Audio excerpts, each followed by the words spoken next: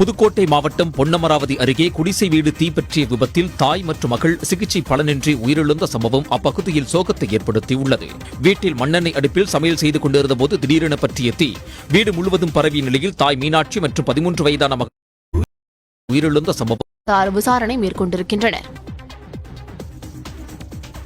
புதுக்கோட்டை மாவட்டம் பொன்னமராவதி அருகே குடிசை வீடு தீப்பற்றிய விபத்தில் தாய் மற்றும் மகள் சிகிச்சை பலனின்றி உயிரிழந்த சம்பவம் அப்பகுதியில் சோகத்தை ஏற்படுத்தியுள்ளது.